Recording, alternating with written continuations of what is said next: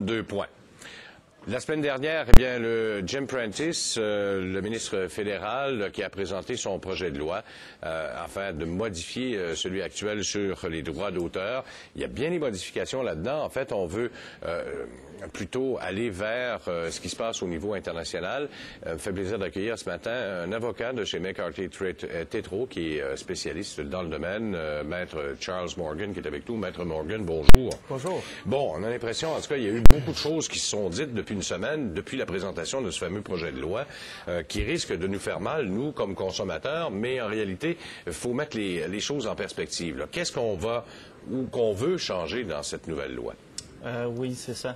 Je ne sais pas si je suis d'accord que ça va faire mal nécessairement aux consommateurs. C'est des amendements apportés à la loi sur le droit d'auteur qui sont essentiellement nécessaires pour trouver un équilibre entre les attentes et les besoins légitimes des consommateurs et les attentes et les besoins légitimes des détenteurs de droits ou des artistes et créateurs d'œuvres qui sont protégés par le droit d'auteur. Bon, comme par exemple, il s'est dit au cours de la dernière semaine, je vous le mentionnais tout à l'heure, j'ai un disque, par exemple, de Charles Aznavour chez moi, je veux le mettre dans mon iPod. Il paraît que là, il faudrait que je paie des droits d'auteur pour le mettre dans mon iPod. Est-ce que non, au contraire. C'est au contraire. C'est ça.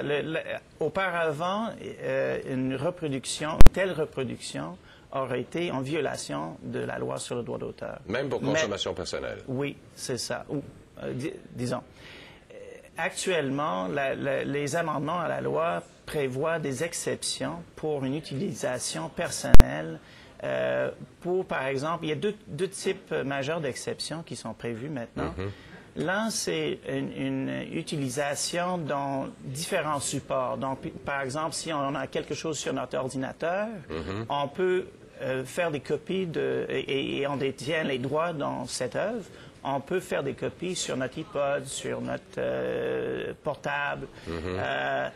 L'autre chose qu'on peut faire maintenant, qu'on n'était pas capable ou qui était illégal techniquement avant, c'est une utilisation différée, c'est-à-dire ceux qui regardent une émission à la télé et l'émission passe à 5 heures, mais ils travaillent tard, ils veulent regarder plus tard.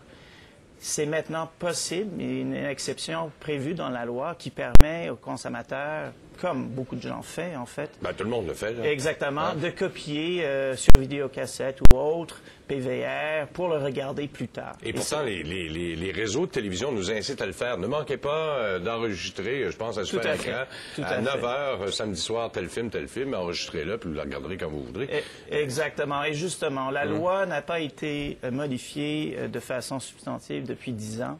Évidemment, tout le phénomène Internet et numérisation s'est produit entre-temps.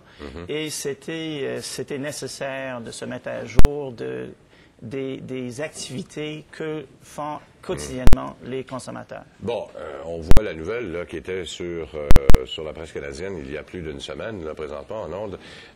Est-ce qu'on risque d'avoir, il nous reste 30 secondes malheureusement, ça passe vite, des cas comme il est arrivé aux États-Unis où on a mis carrément une famille à la rue là, parce qu'on avait téléchargé de la musique illégale?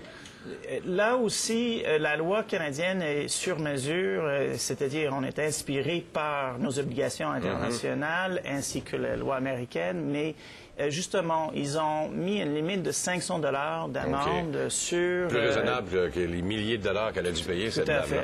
Maître Morgan, c'est déjà tout le temps. Merci beaucoup de votre visite encore. Merci.